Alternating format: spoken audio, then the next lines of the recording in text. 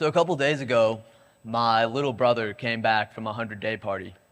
And for those of you who don't know, a 100-day party is just this fun class party that my school hosts for first, second, and third graders after 100 days of school.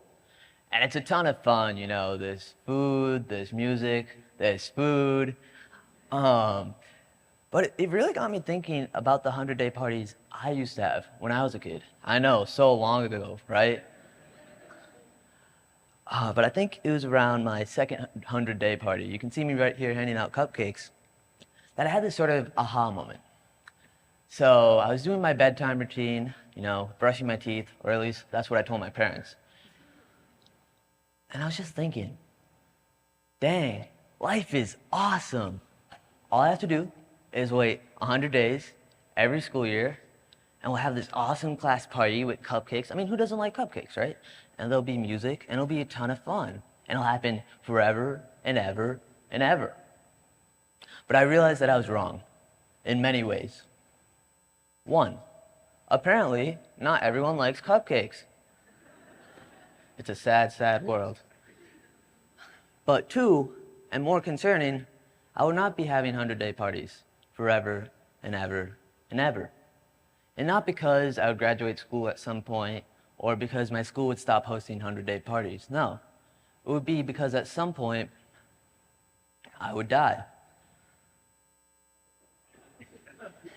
Yeah, so it wasn't my best aha moment. But it definitely gave me something to think about. So my 7-year-old self just sitting on my thinking rock, thinking, and thinking some more. And I couldn't get this one question out of my head. And this is something every single one of you has asked yourselves before. I don't care how old you are, I don't care who you are. Every single person in this audience, no, every single person in the world has asked themselves this question at least once. It's something we all have in common. What happens after I'm gone? And I don't just mean what happens after I die. I mean, what happens after I leave high school, right? I'm a junior. I still have a year left. I want to make an impact. What happens when I leave college? What am I going to leave behind? And what happens when I leave Earth? How will I be remembered? And after countless days of just racking my mind, just thinking, I had absolutely no idea. I'm going to be honest, it was going to take me a lot more than a few days to figure this out. I think it took me 10 years when I took a trip to India before I could even begin to answer this question. And, we take these trips to India really often, every other summer.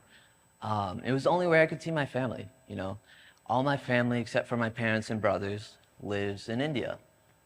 So a lot of my friends could just take a drive over the weekend and see their grandparents, but I would have to take a 24-hour flight to just see my uncle or cousins.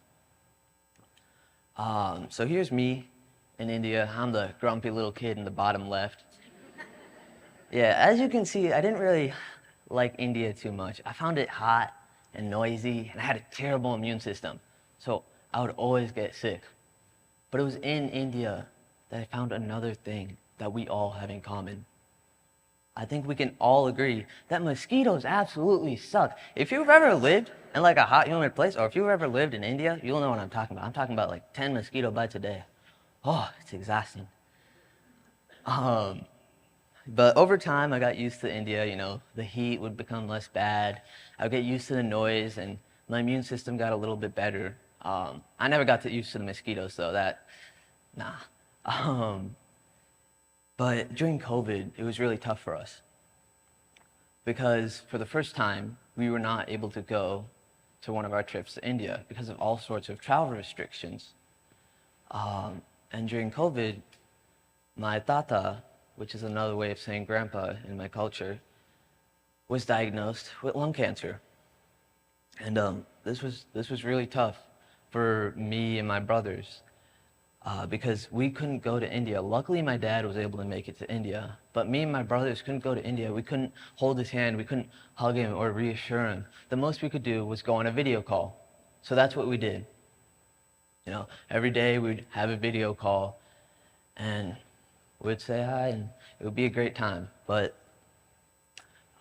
it really got me thinking about the time I used to spend with my tata.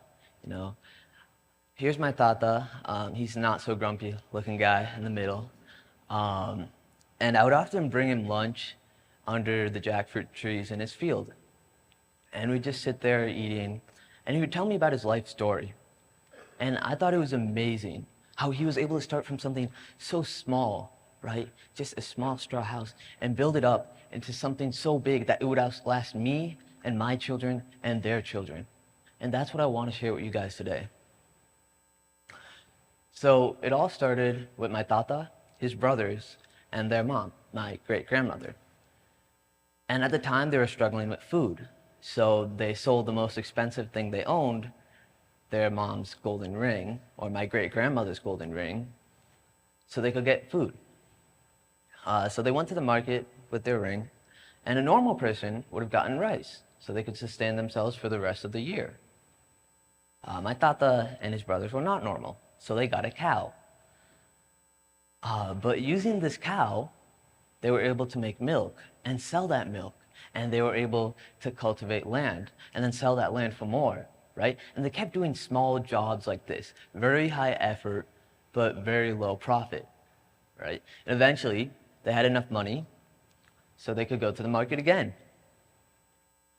This time, they did not get cow, or they did not get rice. Instead, they got pounds and pounds of peanuts. Yes, peanuts. But what they did with these peanuts was just amazing. They would take these peanuts, these shelled peanuts, and then run them through a small hand crank machine. And then at the end, they would get a bunch of peeled peanuts without the shell and the outer layers. And they would take these pounds and pounds of peeled peanuts and bring it to the market the next day and sell them for more. So they kept doing very high effort, very low profit jobs like this for 30 years until they were able to found BMK Rice Mills, which is providing thousands of pounds of rice to people across India. And they all started this from one golden ring. 30 years of hard work.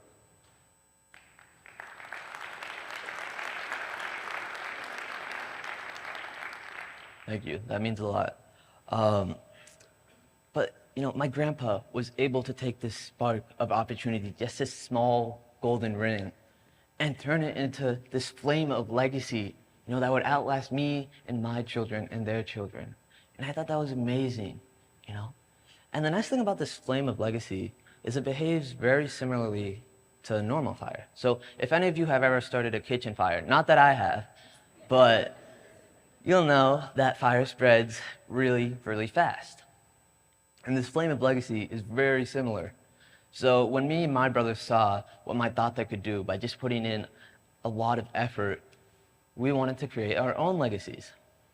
So my brother, he was clearing out his spam email one day, and he saw this email: make a model rocket, compete in this competition.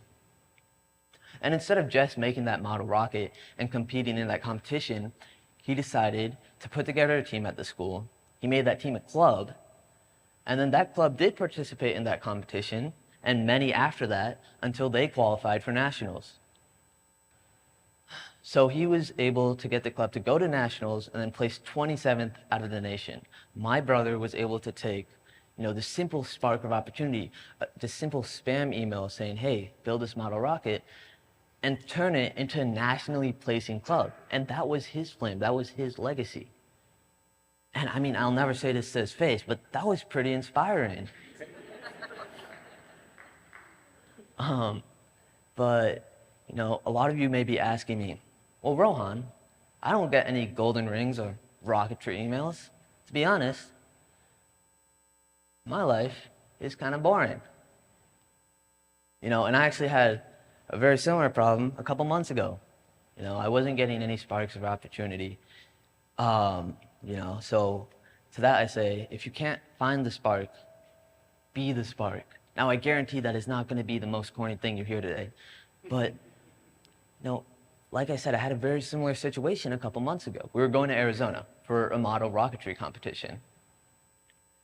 And, I really wanted to bring rocketry to other schools. I saw the effect it had on this school, right? the excitement kids have when they launch their first model rocket, it's just indescribable.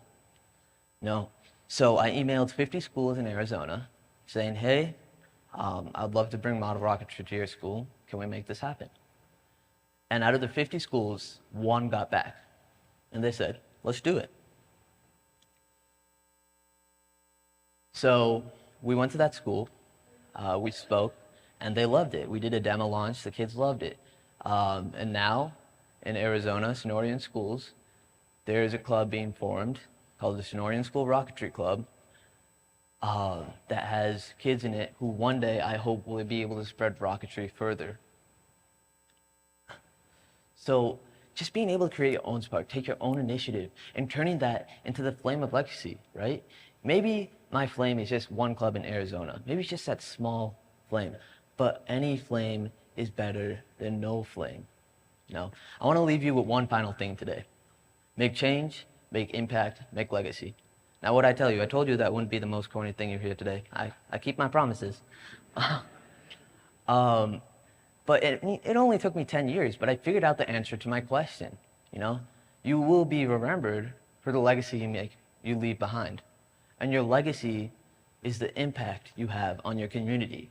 And your impact is the change you make. Make change, make impact, make legacy. It can be as small as helping a friend learn how to work out. That's an impact you made on his life. That's a legacy you left behind. However small that flame is, make it happen. I'm Rohan Bala, and thank you for having me.